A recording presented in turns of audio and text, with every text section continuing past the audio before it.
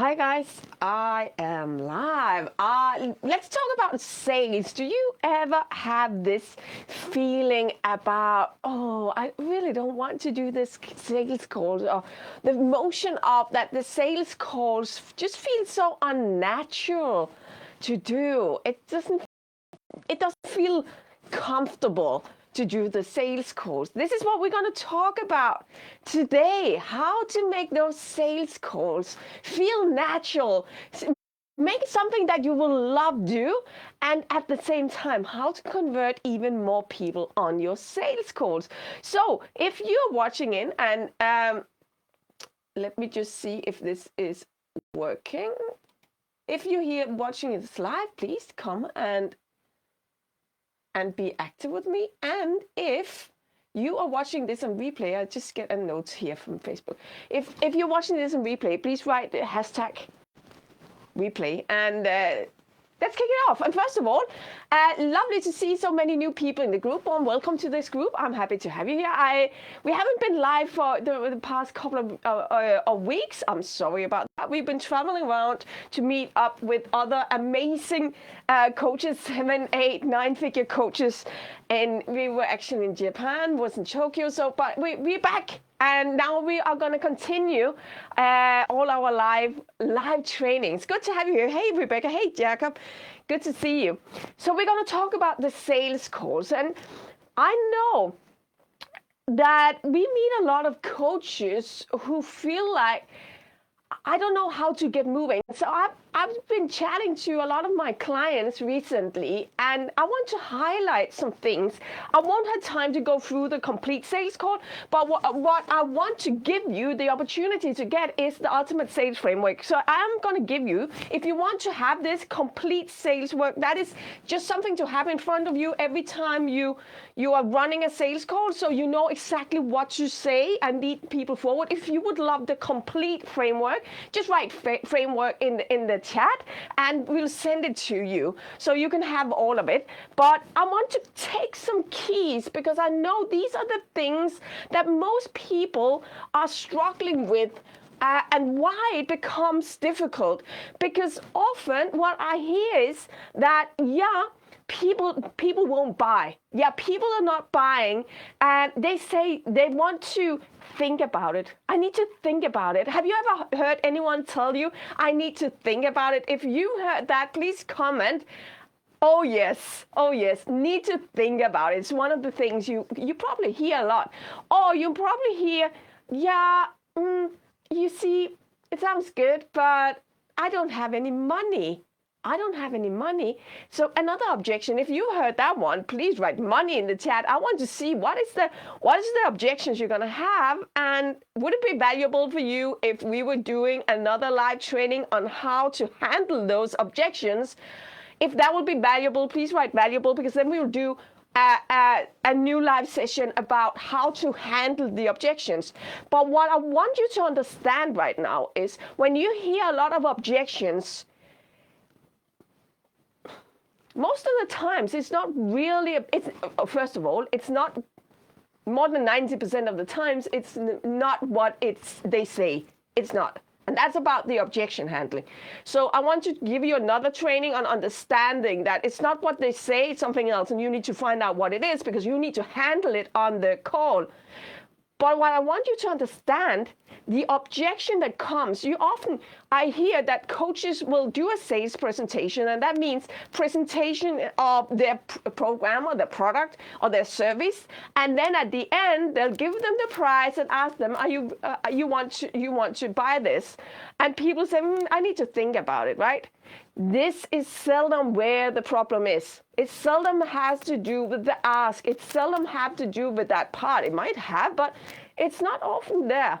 It's often completely different places in the sales calls that you're missing it. So I want to go back to some of the keys you need to get in place in order to convert better. And if we go to this one, if we go to understand, the most important part about a sales call is actually who you are on the sales call. I'm going to give you this if you want it, the whole framework to know what to say. But that's not the big part. The big part is understanding who you're going to be. And a lot of that has to do with you taking the control over the frame. So what's the frame? What is the frame? I'm sorry if this... if the video doesn't go through completely well, we'll need to make a new... I don't know if it's for everyone, if it's just a local thing. The frame. What is the framing? How do we start the sale call? How do we set the frame? And I know most coaches start their sales calls on just asking a little bit, building rapport, which is right. You need to build rapport. But before and while you do that, you also want to have a clear frame of what's going to happen during this call. So when we do that, if you start the call by saying, hey, lovely to talk to you. How did you find me? Or, hey, did you attend my webinar? Or, hey, what did you take out of the webinar? I'm happy you're here. That's like a normal way to start. And then they start telling, would it be good for me to tell about my program? And this is where it all goes wrong. Because what we want to do, we want to take it back a step. And we want to go to the frame. First of all, when we're setting up the frame, we want to put down the rapport. Absolutely. Always get the rapport. That's the connection. Just like the small talk when you start, hey, good to have you here. I can hear that. I saw on your Facebook that you live in this place. I love that place. Or you live like an area I used to come to. Or, hey, I can hear in your background you got a dog. What kind of dog do you have? See, all of this small talk is just a rapport building thing.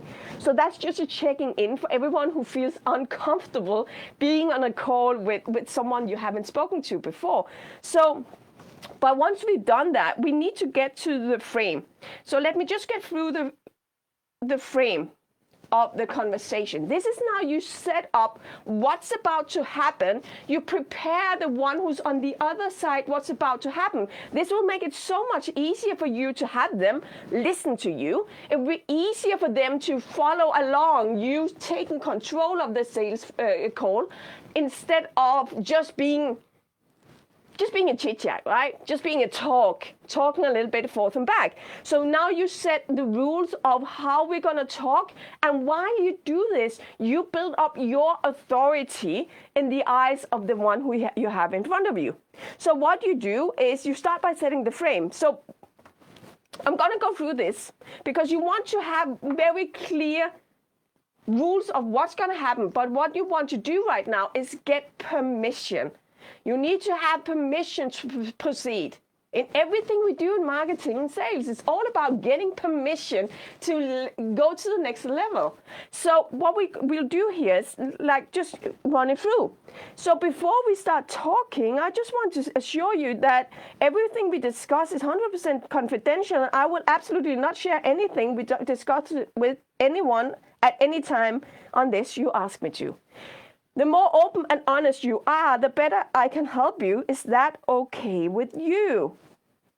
This is the first point of getting permission. You need to have a yes at this point. This is the first point. So the second one is we continue after we get a yes. And this is just right now, they are saying yes to, okay, I understand, I need to be open. This is how you help them to open up and talk to you. The other thing that happens now, another thing is, I would suggest that you have a pen and paper ready. Feel free to write notes because we cover a lot of things and I'd like to get the most out of it. I like you to get the most out of it. Are you okay with that? And they say yes. Now it's another thing. But what happens in this area is that you are telling them this is going to be valuable for you. This is going to be a very valuable call because you know what happened? They have just gotten into this call and their expectation on this call is, oh, someone's going to pitch me something. You're going to try to sell me something. You're going to pitch me. So what you want to do right now, you're changing the frame to this is going to be valuable for you. I want you to get something out of this call.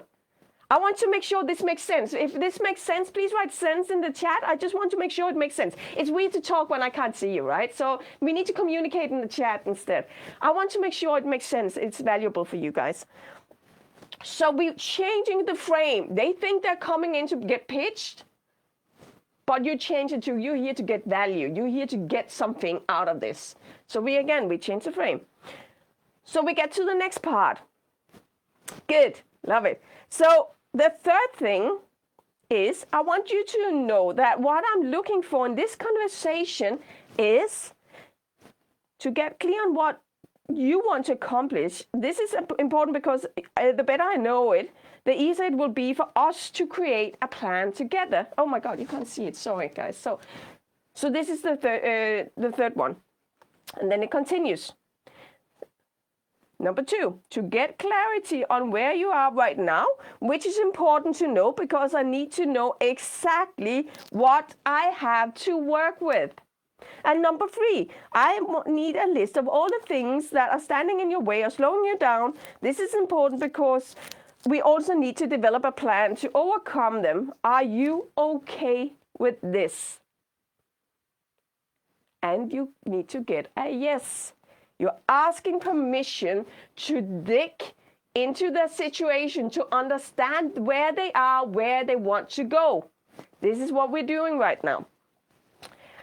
And then at the end of this conversation, I will have a clear idea about if I can help you or not. If I believe I cannot, I will politely let you know and give you a suggestion on what you can do.